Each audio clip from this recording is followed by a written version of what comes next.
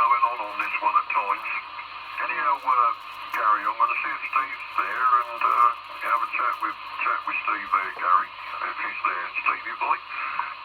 Yeah, I'm here, mate. Just give me 5 minutes. Oh, there we go. Literally. My friend is duty there. Yeah, okay, mate. Beep, beep, beep, beep. Yeah, I thought I'd give you a bit of morning food evening there. Yeah, I'll fire one back, but I'm on the wrong radio.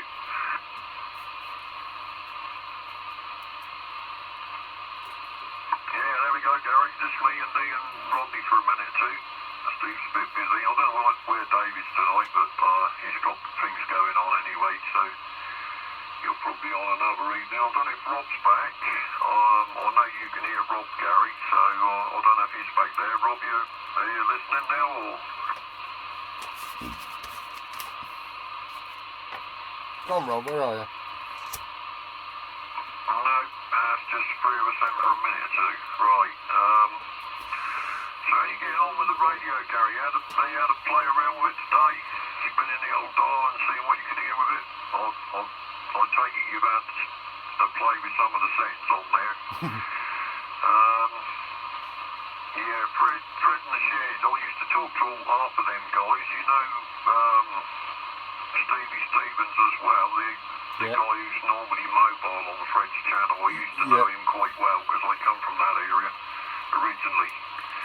I know a lot of the people that feature on some of Fred's videos from years ago, when long time ago, but there we are. That was my neck of the woods up there when I first got into this whole CB lark. And yeah, I used to work with a couple of guys that get on Fred's channel. But yeah, he knows the ins and outs of that radio, but he's like you, he's got the Antron up and he suffers a lot of noise, and unfortunately in this day and age that's what it's like, especially in a big built up area like where he is. I wouldn't be running an Antron 99 in Fred's position, put it that way. I know I'd have up there straight away and it would reduce it quite significantly, but I'm not sure what his restrictions are as regards antennas really. I know I'd put a Stereo 827 up given a choice in that location, but the neighbours might kick off a bit because it's quite a big antenna, like Bruce's one there, and you'll find it'll be a bit quieter. And it'll pull in a lot better, but there we are. I think Rodney will probably agree with me on that one, but he is a big beast of an aerial. But it's a bit up there in, I don't know what Fred's situation is, where he's based, but I'd imagine he's got to be a bit careful. He seems like he's on a big estate, so he might have restrictions as to what he can run up there really, I suppose. I mean, the Antron's fairly discreet as far as antennas go. You put someone up with a load of ground plates on it, they'll stand out a mile, but they'll half improve things anyway. Yeah, so you had to play with some of the settings in, Gary, by the sound of things. Yeah, Roger, Steve, I have, yeah. Literally, as you talk, I fiddle with a clarifier and play with a gain and things, and my gain seems to work a lot better just off 12 o'clock, like maybe 11 o'clock.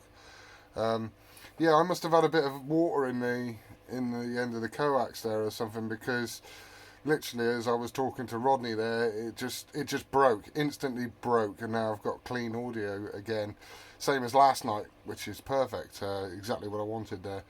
But yeah, I like this radio. There's a few buttons, you know, that I keep switching on and then switching off quickly, because I don't want to ruin the settings and lose all you guys. As to Fred in the shed, yeah, he's in a well built up area, and he always says on his videos that he is thinking about the neighbours. He doesn't want anything to, I mean, I must admit, I bought the Antron as well, one because on Bruce's say so. He said, you know, it's a good beginner area, will get you started off, because I was only on the T800 to begin with. Yeah, so yeah, I do use Fred as a bit of a Bible. He seemed to have the same problems as I did. He taped off the bottom of the aerial, water got trapped in it, blah blah. Yeah, he's all right. And all those guys he speaks to, and do you know what? I almost recognise your voice from one of his videos. You're probably not on it, but you do sound like one of the guys that he speaks to on a regular basis. So that I sort of had an inkling that you would know Fred in the Shed, and obviously DX'd with those guys at some point, back in the past. Yeah, it's the accent, mate. That's what it is. I mean, I grew up. The village I grew up in was about. Well, Fred's in St Albans, so what would it be from me where I grew up? We were in the same county basically, and St Albans from where we were is about 6 or 7 miles away. So we was all in that area around the Beds, Bucks and Hertfordshire area. That's where I grew up, you see. And we're not quite Cockney rhyming slang and all that malarkey, where they are a little bit to the south of that location. We're a bit more country yokel up there than what the Cockneys are, but there we go, mate, yeah. But yeah, that's the area I grew up where Fred is, basically around that area. And that's the area I first got into radio on. And spent many years talking to the guys up that way when it was very busy. Like back in the day, I mean, you couldn't find a clear channel for love of money back then, but yeah, I know a lot of people up around there off the radio, and I'm just a bit of an outsider down here, although I've been here about 20 years on and off in the county, so I'm nearly ready to register as a non-emit.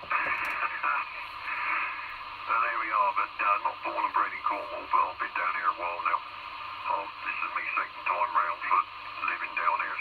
10 years this time, and about 8 years prior to that in the 80s. I lived down here, so I'm nearly ready for my passport. Local.